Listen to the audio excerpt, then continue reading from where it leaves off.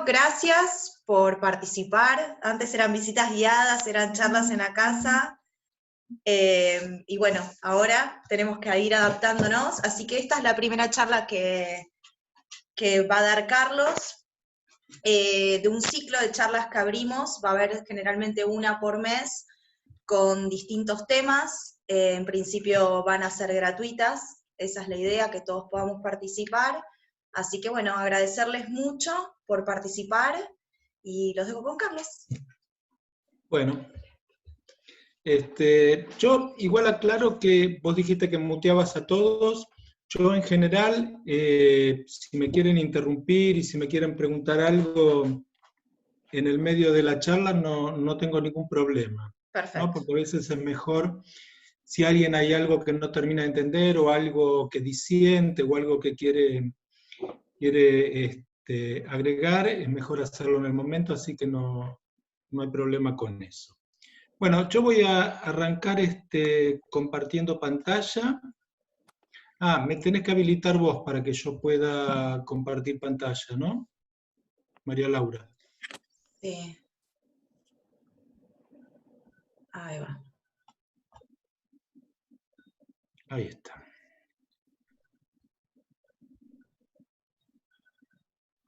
¿Se pudo? No, me dice, el anfitrión inhabilitó la función de compartir las pantallas de los participantes. Mira. Ahí te puse como anfitrión. A ver. Ahí puedo. Fantástico. ¿Se está viendo? Sí, yo sí. ¿Están viendo la pantalla compartida? Sí, se ve bien. Sí, yo sí. La veo perfecta. Buenísimo.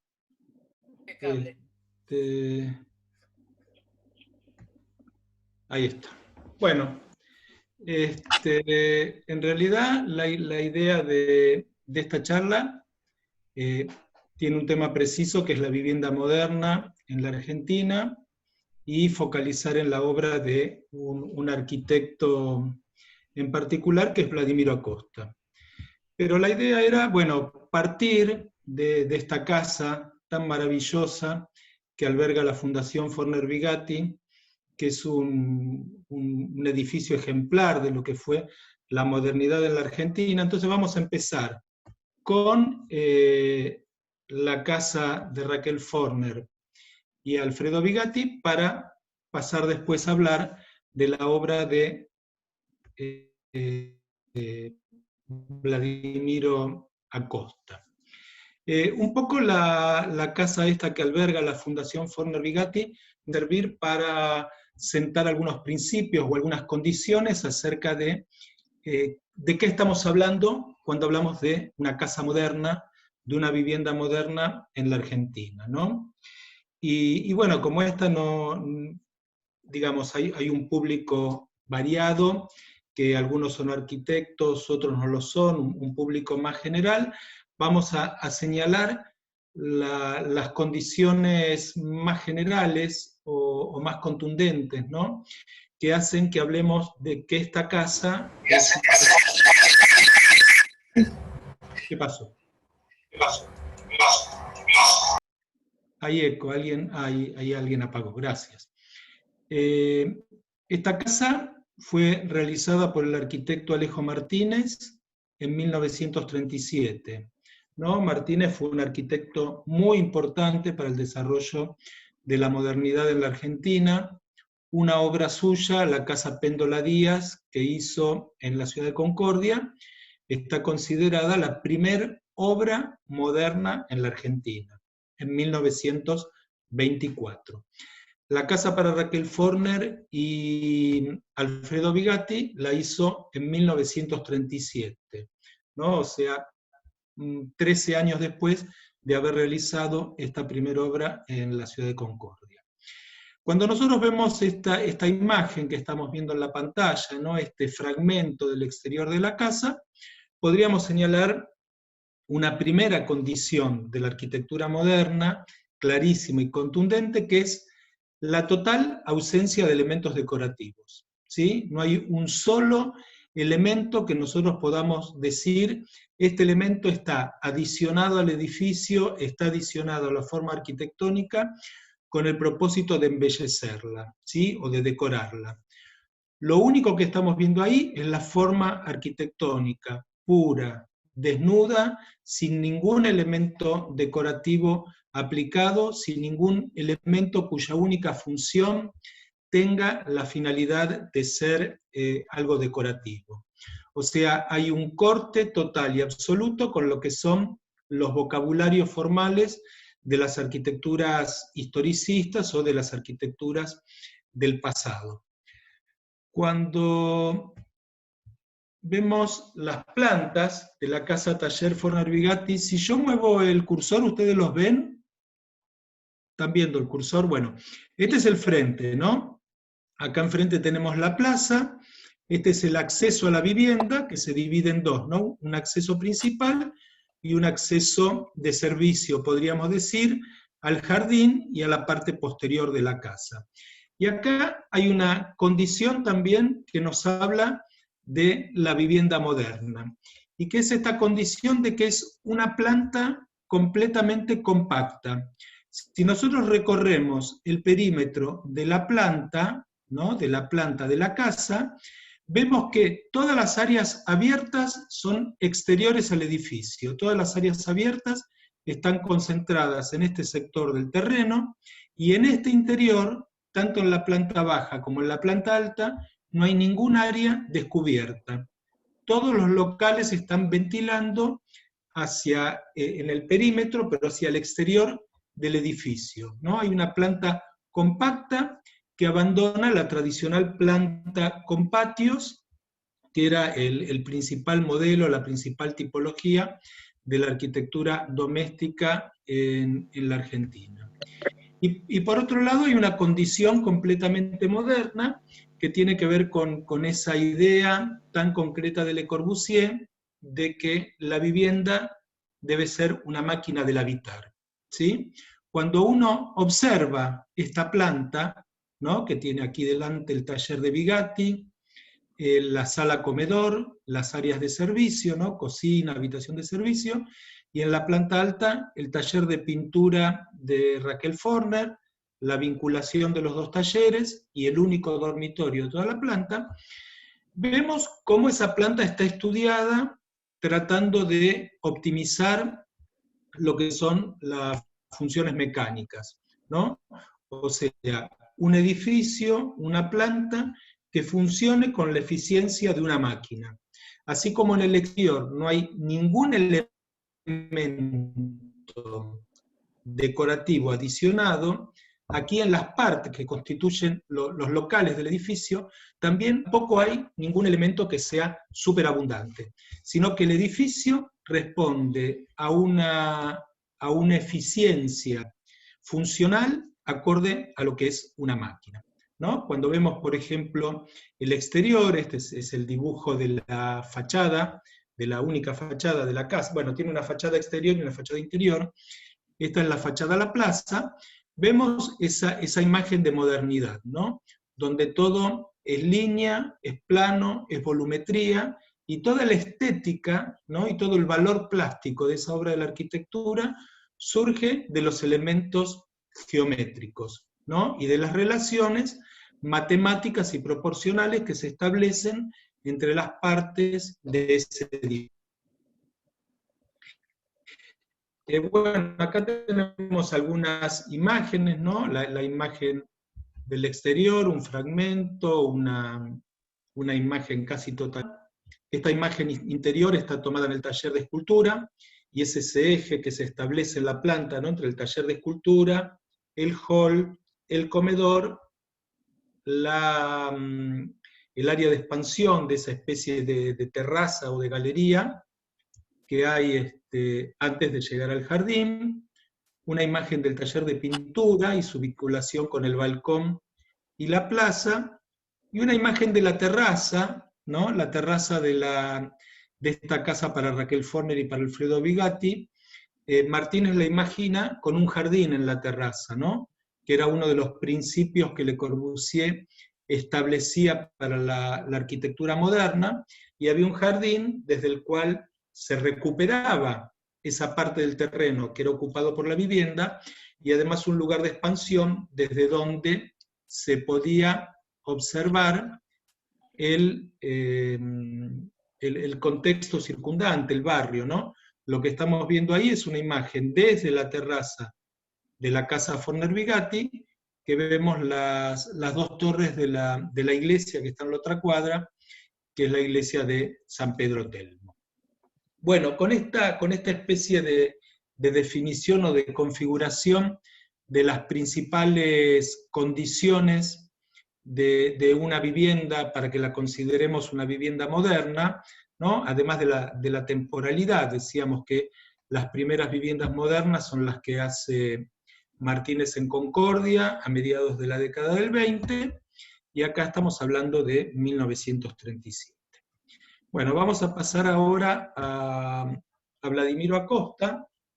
Vladimiro Acosta nació en Odessa y murió en Buenos Aires a la edad de 67 años, ¿no?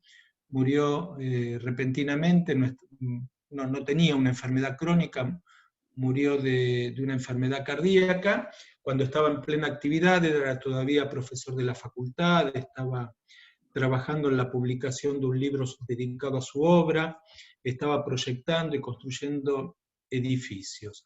Vladimiro había llegado a la Argentina en el 28, después de haber tenido un corto periodo de trabajo y permanencia en Italia, en Alemania.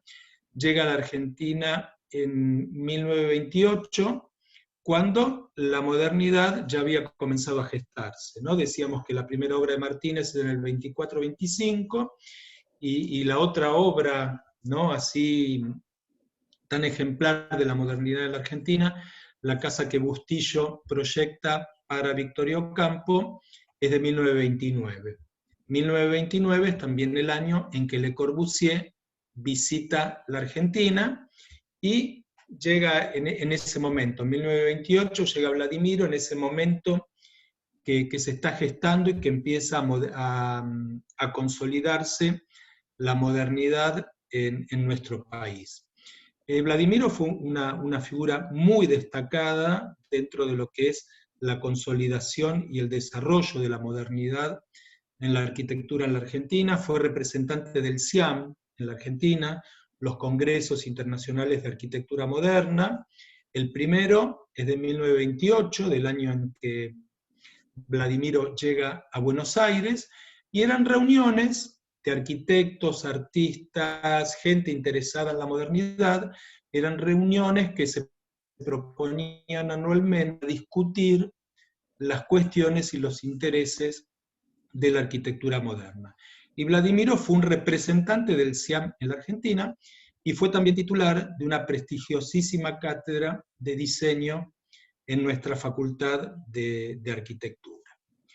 Bueno, en 1936, o sea, un año antes de que Alejo Martínez proyecte y construya la casa para Raquel Forner y Alfredo Bigatti, Vladimiro publica este libro, Vivienda y Ciudad, que tiene un subtítulo, Problemas de Arquitectura Contemporánea.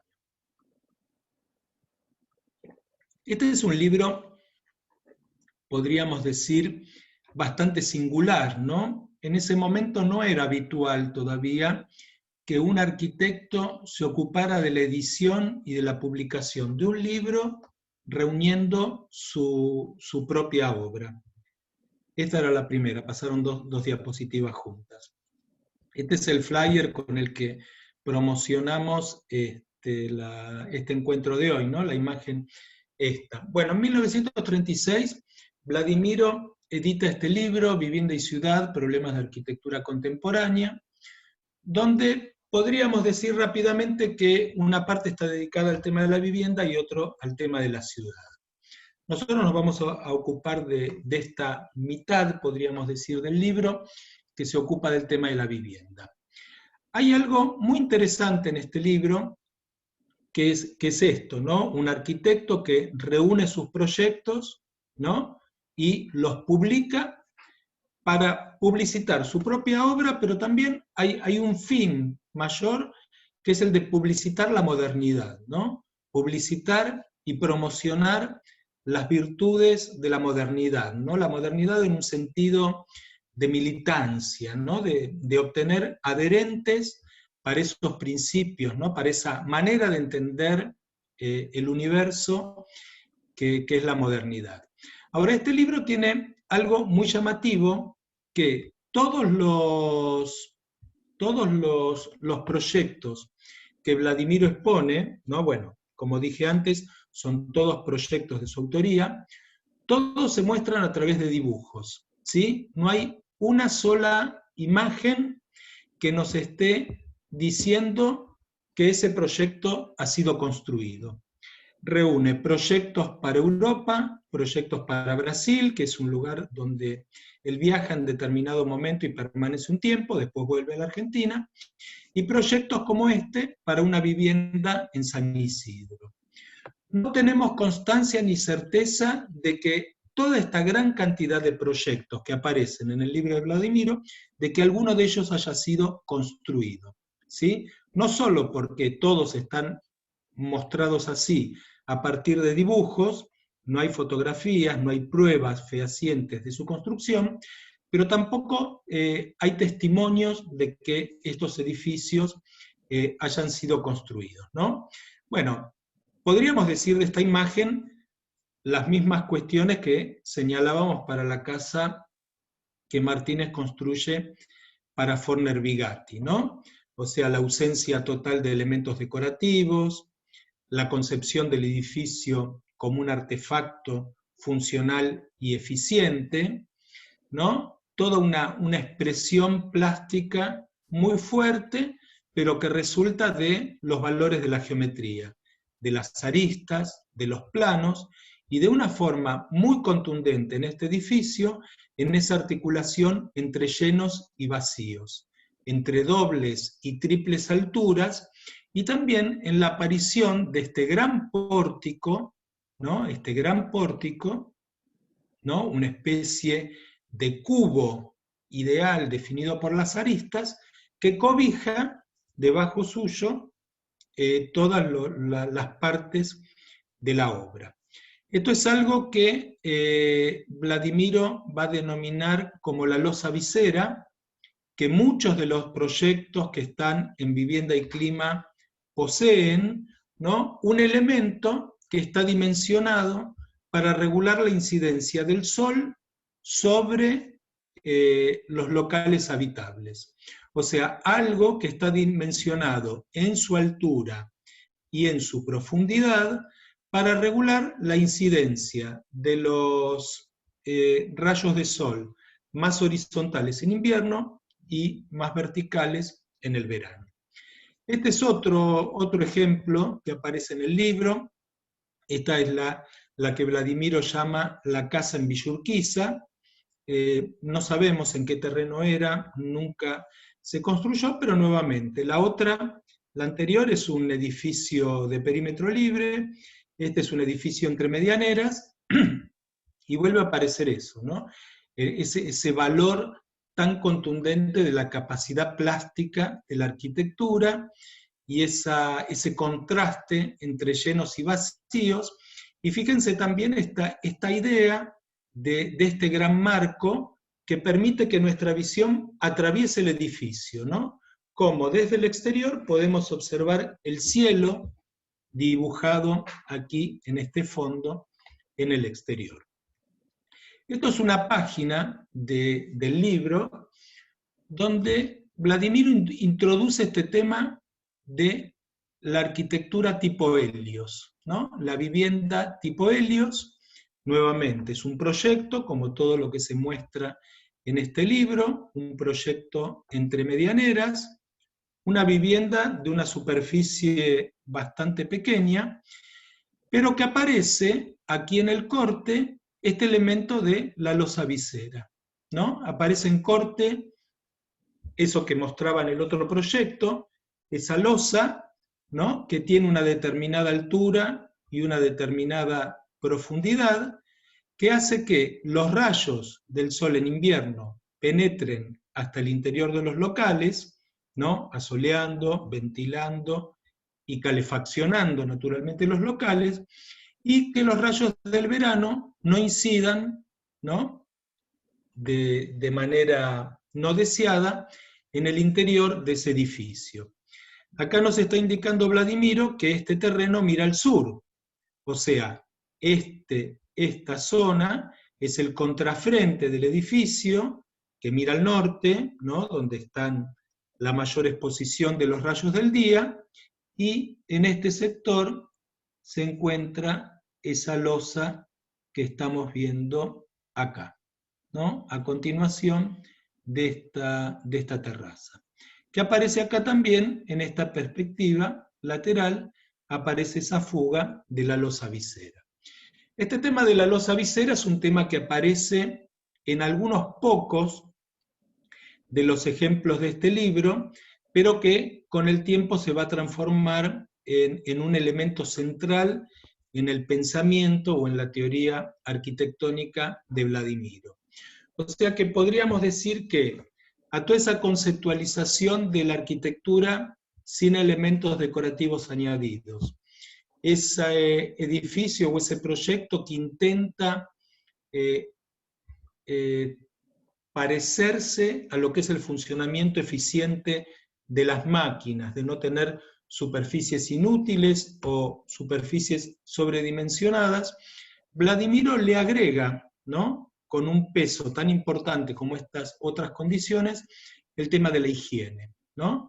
El tema del asoleamiento, el tema de la ventilación y el tema del control natural, eficiente, de la incidencia del clima sobre la arquitectura. Eso es algo que a Le Corbusier, por ejemplo, también le va a preocupar, le preocupa mayormente en el segundo periodo de su producción, pero está presente de manera muy temprana.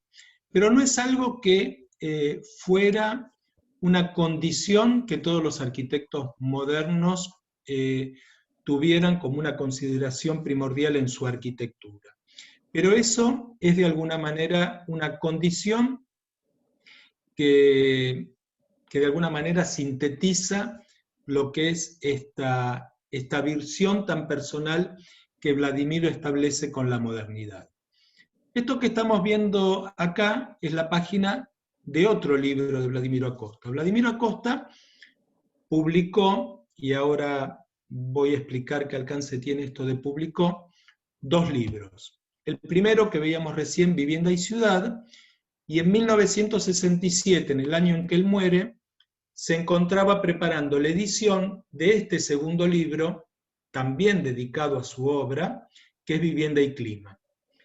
Vladimiro Acosta estaba casado con Thelma Reca, que fue una famosa psicoanalista, fue una de las responsables del desarrollo del psicoanálisis en la Argentina, y después de la muerte de Vladimiro, ella, con 2 arquitectos que trabajaban con Vladimiro en la cátedra de la Facultad de Arquitectura, supervisaron todo ese material y editaron, casi 10 años después de la muerte de Acosta, el libro dedicado a su obra. Seguramente Thelma Reca, en el momento en que encara la publicación del libro, habrá pensado que estaba haciendo justicia o que estaba haciendo un homenaje a lo que era la obra de su marido. Y tal vez no se haya dado cuenta del gran aporte que estaba haciendo con la publicación de este libro a lo que fueron los estudios posteriores del desarrollo de la modernidad en la Argentina, ¿no? Aún hoy este libro es un libro primordial para entender muchos de los aspectos del desarrollo de lo que es la modernidad en la Argentina. Esto es una página típica del libro, ¿no?, donde aparece un terreno con la vivienda ubicada, una imagen de la vivienda y un pequeño texto que nos cuenta, ¿no? No sé si alcanzan a leer, esta es una casa, la famosa casa en La Falda, en la provincia de Córdoba, y dice casa de vacaciones en las sierras de Córdoba para un matrimonio con 2 hijos y eventualmente huéspedes.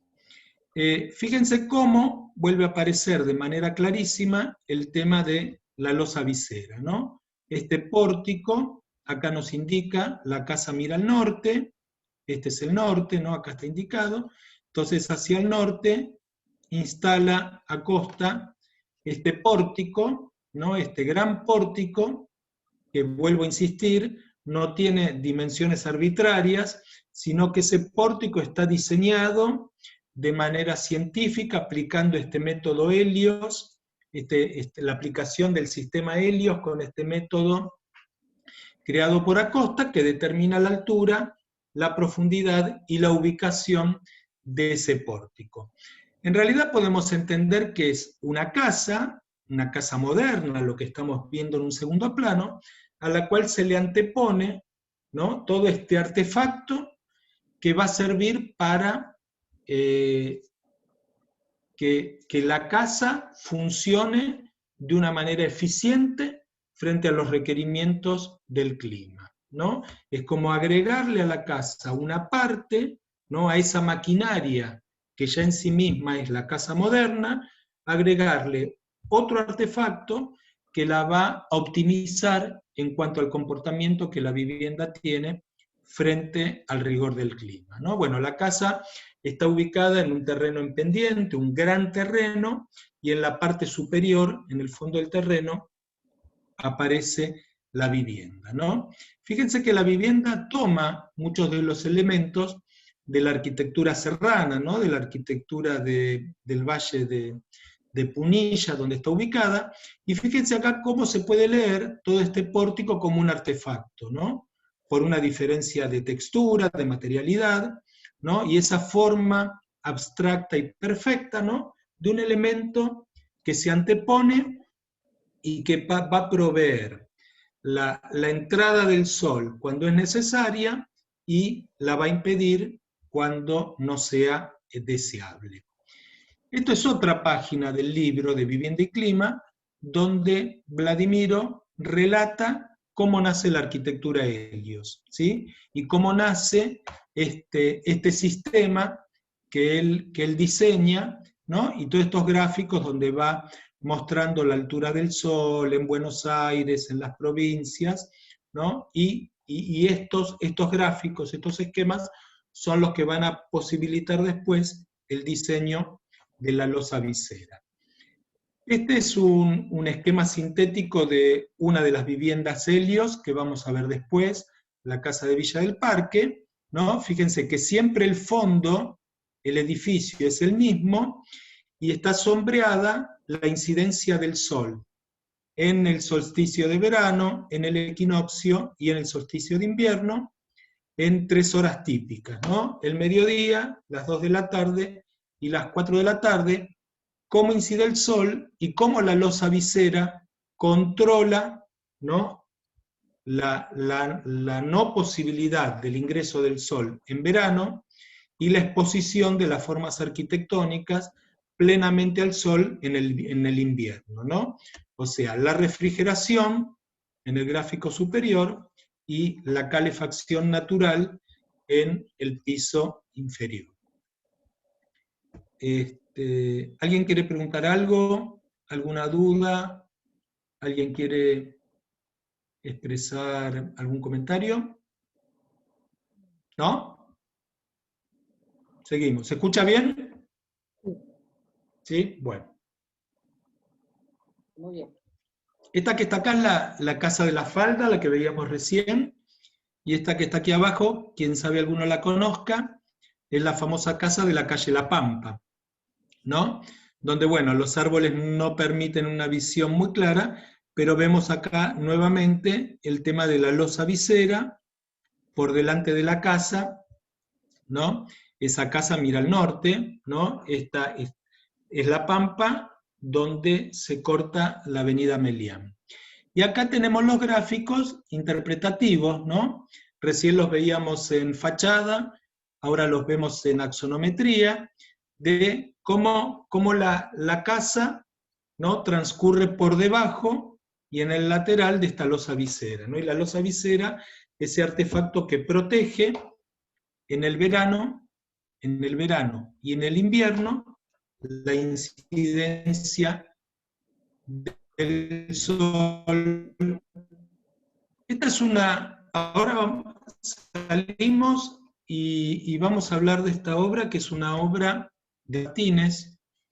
Yo decía que Alejo Martínez hace la primera vivienda moderna que se hace en la Argentina, la construye Martínez en Concordia en 1924-1925.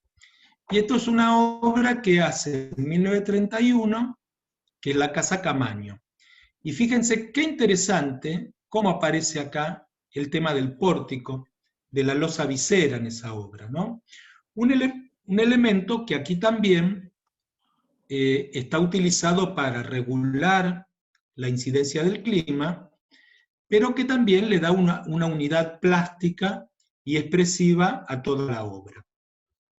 Y fíjense cómo aparece acá también en el lateral de este espacio que define la losa visera, aparece esta especie de ventana que nos permite a través del edificio observar el cielo, ¿no?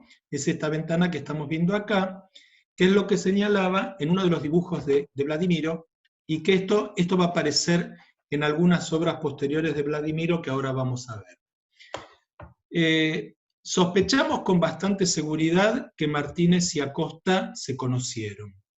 Cuando Acosta vino a vivir a la Argentina, trabajó en esos primeros años, alrededor de 1930, en el estudio de Alberto Previch.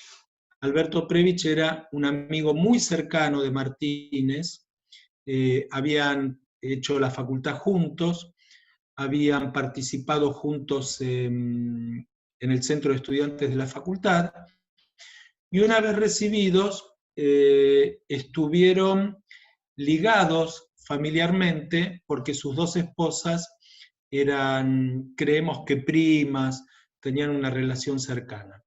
Entonces, es bastante cierta la sospecha de que Acosta, trabajando en el estudio de Alberto Previch, lo conoció a Martínez y tuvo contacto con estas obras de Martínez, donde aparece el gesto de la losa visera antes que en las obras del mismo Acosta. Bueno, en este libro de Acosta, en el libro póstumo, el libro que edita su viuda, Vivienda y Clima, cuando Acosta ejemplifica el tema de la arquitectura Helios, ¿no? Y él habla de la vivienda Helios, señala o expone 8 ejemplos de viviendas Helios construidas. Una de ellas es la Casa de la Falda, que vimos, la casa en la calle Pampa, que vimos una imagen, y después están las otras 6, ¿no? Y hay como todas estas viviendas, 7 de ellas las construye en este corto periodo de 8 años que va de 1933 a 1940, ¿no? Que esa década del 30 es como la década heroica de la modernidad en la Argentina. Y una sola de ellas, la casa en Bariloche, a orillas del lago Gutiérrez, es de 1959, o sea, casi 20 años después.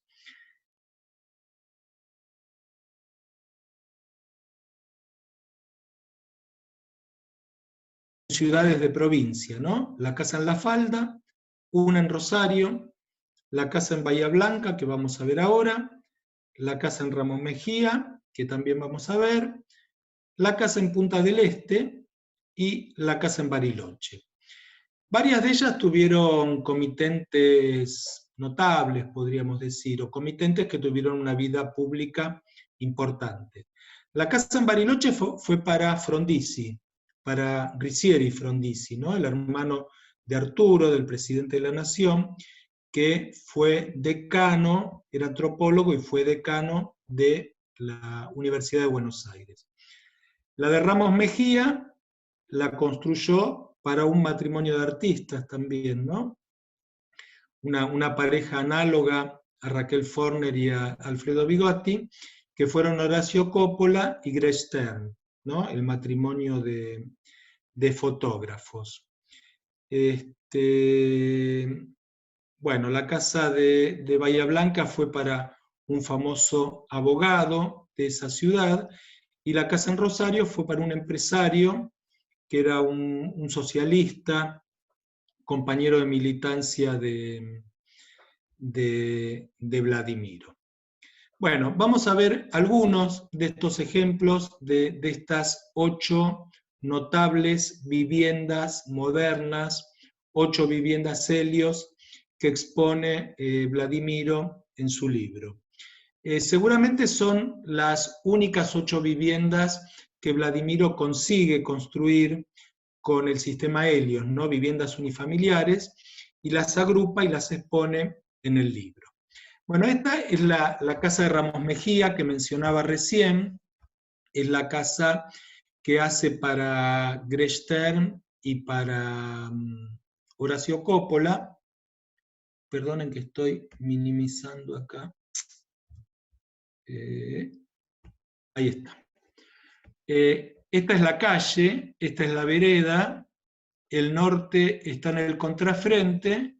Entonces, la losa visera, que es este punteado que aparece acá, en 2 de los lados, ¿no? Hacia el norte y hacia el oeste, está puesta en el contrafrente de la vivienda. La vivienda, como casi todas las obras de Vladimiro Acosta, a pesar de que son industriales, empresarios, artistas, son viviendas que no tienen un gran tamaño. Responden mucho más que al comitente. Yo creo que responden a los ideales de la modernidad. Una vivienda eficiente desde el punto de vista del funcionamiento, una vivienda con dimensiones acotadas, ¿no? Fíjense, a la vivienda se ingresa por acá, hay un pequeño hall de circulación. Este es el taller fotográfico de Grester y de Coppola, el garage, la zona de servicio, los dormitorios, ¿no? El de servicio, no es el de servicio está arriba. Los dormitorios, el lugar de estar, y la otra zona de servicio de acá, sí. Dormitorios, estar, lugar de trabajo, parte de servicios de un lado y parte de servicios del otro. Nuevamente aparece este concepto de Martínez en la casa de Raquel Forner y Alfredo Bigatti, de la casa compacta que no tiene ningún patio en su interior. Todo el espacio abierto de la vivienda se encuentra en el exterior, que tiene esta estructura compacta. Y al igual que la casa de Raquel Forner y Bigatti, hay un espacio de doble altura, que en este caso, también al igual que la casa de San Telmo, es en el taller fotográfico, ¿no? En la casa Forner Bigatti la doble altura está en el taller de escultura, acá la doble altura está en el taller de fotografía. Y esta es la foto del contrafrente, la vivienda, ¿no? Una vivienda completamente racional, austera, con este elemento articulador, ¿no? Que la defiende de los rigores del clima. Esta imagen que estamos viendo acá es una imagen, una fotografía que se le atribuye a Grestern, está tomada en el taller de fotografía de esa casa, de la casa de Ramos Mejía, y esta es una foto que se sacó en ocasión de una exposición de obras plásticas en 1945. Grester y Coppola cedían su casa para reuniones artísticas, hacían tertulias artísticas los sábados a la tarde, y hubo célebres exposiciones de artes plásticas de la Argentina que se hicieron en la casa de ellos. Esto es una exposición conjunta que hicieron integrantes del Grupo Madí y del Grupo de Arte Concreto e Invención, y esto que estamos viendo aquí atrás, ¿no? Son los típicos cuadros con los marcos que no responden al ángulo recto, que eran propios de la manera en que enmarcaban los artistas del Grupo Madí. Me parece que más allá de la anécdota, hay ahí un elemento central de esta construcción de la modernidad en la Argentina, y es de ese compromiso o esa familiaridad o tal vez esa cercanía, podríamos decir, entre arquitectos, intelectuales, artistas, ¿no? Hay una especie de convivencia muy amable y muy generosa entre ese grupo de artistas, que además, y en general no era excluyente, pero en general había una compartían ideas políticas similares, ¿no? Había como una gran participación de personalidades afines al socialismo. ¿Puedo decir Bueno, algo? ¿Puedo sí, decir algo? Está tu papá en la foto, está mi ¿no? papá, está mi tío y está Carmelo Ardenquín. ¿Este es tu papá? Este es Martín Blasco, este es ya. Ignacio Blasco y este es Carmelo Ardenquín. ¿Cuál es, Carmelo? ¿Este es tu papá, este que estoy señalando? Sí, ese es mi ¿Y viejo. Carmelo Ardenquín cuál es? Este, el de bigotito. No sale. Andá a la derecha, ahí bajá. El único de bigote, ese es Carmelo. Ese es Carmelo Ardenquín. ¡Qué emoción! Bueno, me alegro. Seguimos. Vamos a volver sobre eso, volvemos. Bueno, esta es la casa de Villa del Parque, que según mi opinión es el elemento, es el proyecto más logrado de Vladimiro Acosta, ¿no? Es una obra donde se expresa la modernidad de una manera absoluta. La casa de Villa del Parque está en la calle Melincué, en 1939, en el año que Vladimiro construye esta casa. Este era un lugar en la periferia casi de la ciudad, ¿no? Si bien es dentro de la ciudad, es un lugar cercano a la agronomía, y quién sabe por esta condición periférica estaba esta cuestión de estos lotes de dimensiones excepcionales. Este lote tiene 20 metros de ancho, o sea, es prácticamente el triple o 2 veces y media de lo que es un lote habitual en la ciudad de Buenos Aires, por casi 80 metros de profundidad, ¿no? O sea, casi una cuadra de profundidad. Como vemos acá, la casa es bastante sencilla. La casa es este pequeño volumen, que ahora vamos a ver las plantas, tiene una planta baja, un sector muy pequeño en planta alta, y la gran losa visera que va de punta a punta del terreno. Que mediante este marco nos permite observar la totalidad de la profundidad del terreno, que nos damos cuenta, una foto que está sacada contemporáneamente a la inauguración de la casa, nos está mostrando que además de un proyecto de arquitectura, hubo un proyecto de paisajismo, ¿no? Fíjense en la ubicación de los árboles, ¿no? Y hay otras fotos que nos muestran también ciertos recorridos que las plantas y los árboles van planteando en el terreno. Y fíjense el nivel de diseño, ¿no? Esta pared que limita con la vereda, ¿no? Esta alternancia de llenos, de vacíos, y que también nos está mostrando un riguroso estudio de un equilibrio geométrico de formas, de relaciones, de llenos y vacíos en ese plano.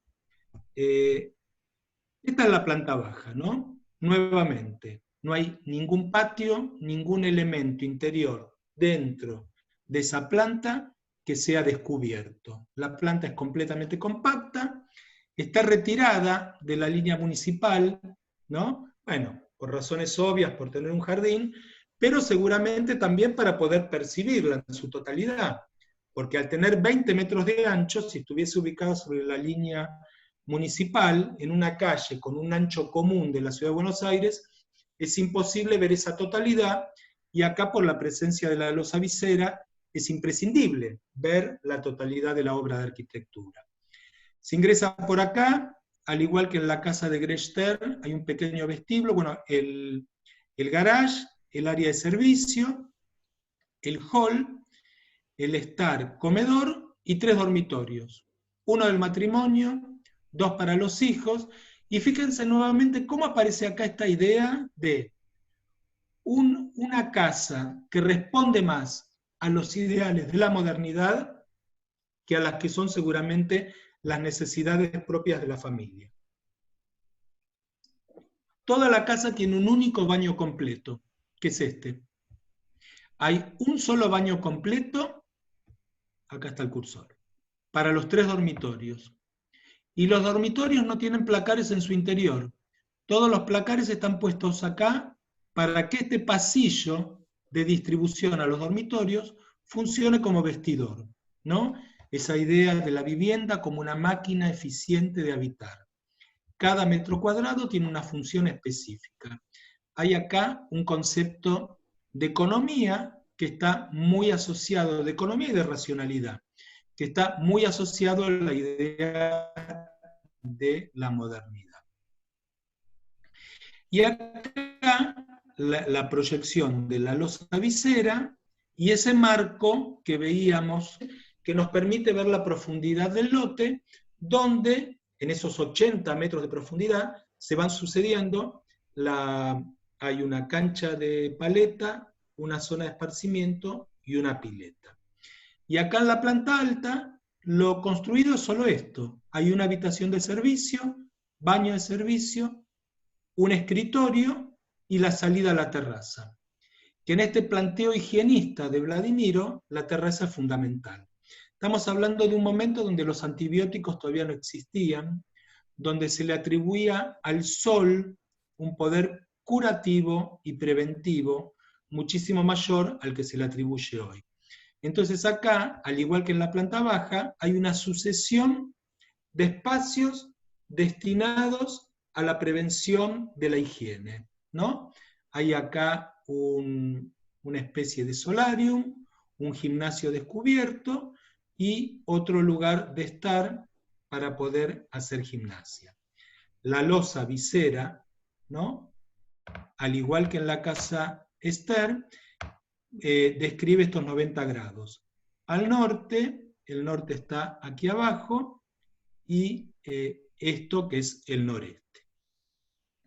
¿No? Bueno, este es el corte, fíjense, esta es la calle, el acceso y la altura de la losa visera, la que vemos desde la calle, y esta es la losa visera lateral que establece esa especie de balcón sobre el jardín lateral, ¿no? Y este es el corte a lo largo de la casa, y acá nuevamente la losa visera con el baño al final de ese recorrido, y estas son todas las vistas de los placares que les mostraba recién, que organiza esa especie de vestidor colectivo de la vivienda, ¿no? Bueno, esta es la fachada de la vivienda. Fíjense qué diferencia que hay entre lo que es el dibujo de la fachada y la realidad del edificio, ¿no? La fachada es de una austeridad total. Sin embargo, tiene un vuelo plástico y un vuelo expresivo impresionante en lo que es este exterior, ¿no? Yo creo que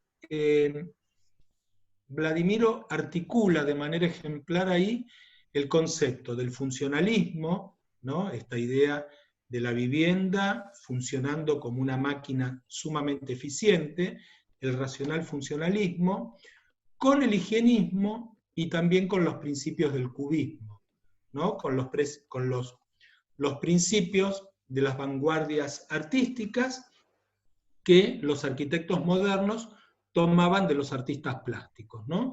Hay acá una percepción de la obra en un sentido cubismo, en un sentido cubista.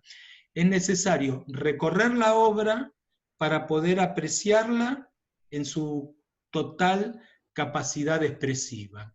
Y además, las visiones que se tienen, ¿no? Desde esta terraza hacia abajo, hacia lo que es el espacio debajo de la losa visera, lo que es el espacio exterior de la calle, lo que es el espacio exterior, interior del terreno, ¿no? Las dobles alturas debajo de la losa visera, este marco, ¿no? Que marca la visión del jardín, ¿no? Hay una experiencia completamente cubista.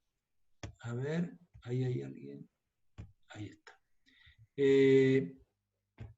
Una experiencia, el edificio plantea una experiencia completamente cubista, ¿no? Fíjense en esta imagen, por ejemplo. Esta losa visera que estamos viendo acá, es esta losa visera, es la lateral. Este pórtico acá, es este que estamos viendo acá, y cómo aparecen estas ventanas desde la terraza que observan el jardín lateral, el jardín posterior, el jardín del frente y la calle, ¿no?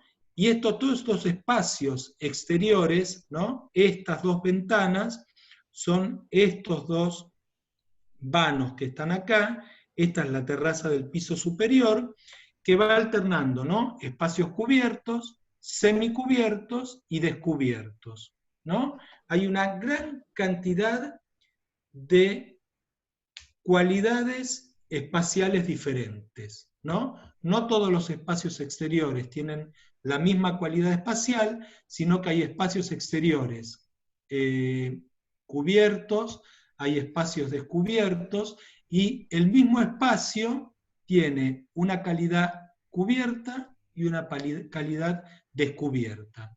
Y también la manera de aproximarse al exterior es diferente. En general se habla de las formas arquitectónicas modernas como formas escultóricas, ¿no? Escultóricas en este sentido, en el sentido de la experiencia cubista, de cómo las formas y los espacios se van resignificando a medida que recorremos la obra.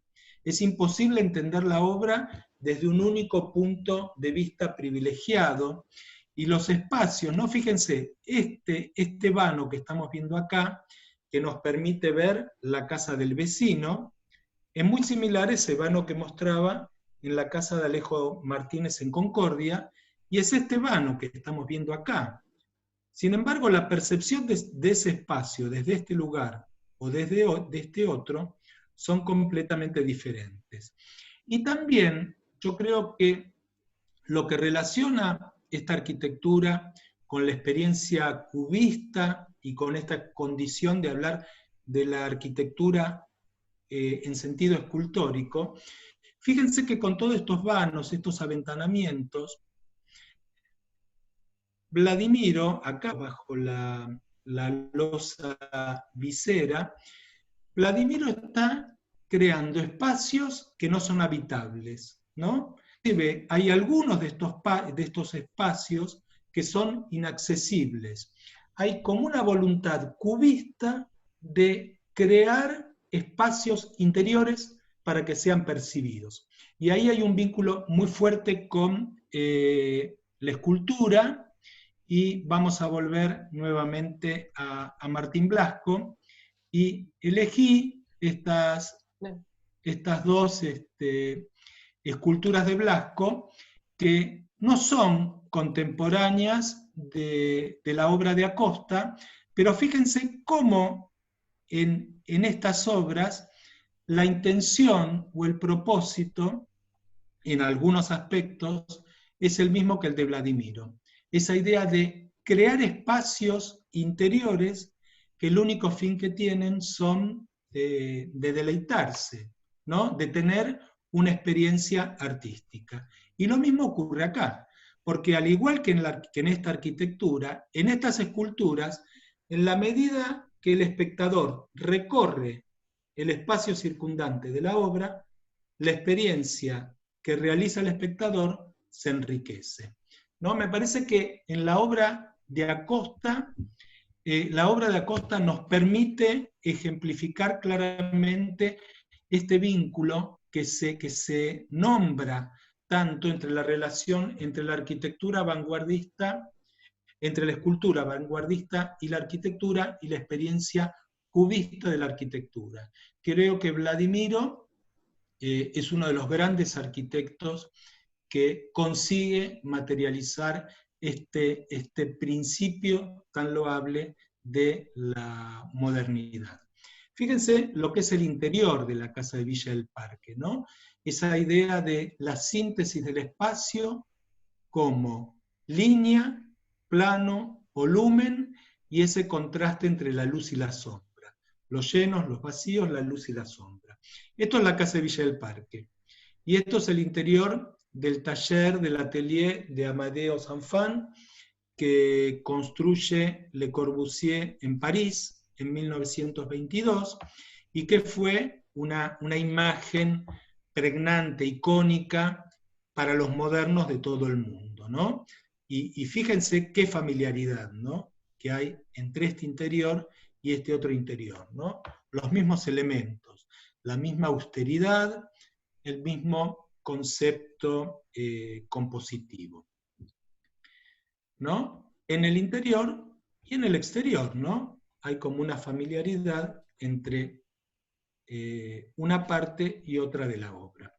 Bueno, ahora a modo así ilustrativo les voy a mostrar algunas otras ejemplos, algunas otras imágenes de las otras viviendas Helios.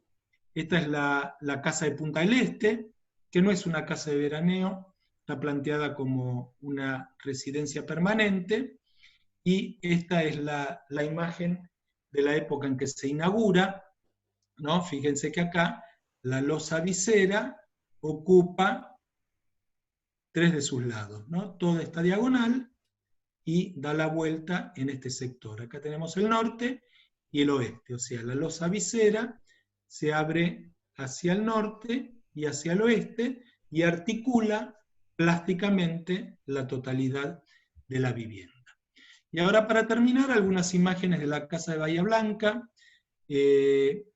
Yo creo que en este momento es de las 8 viviendas Helios la que se encuentra en mejor estado, ¿no? Algunos la conocen como la Casa Pillado, que fue su primer propietario, y hoy en día la ha comprado una familia que la ha llevado, la ha puesto en valor y la ha llevado a su valor original, y aparece, ¿no?, en esas imágenes todo lo que estuvimos viendo en esta charla, ¿no?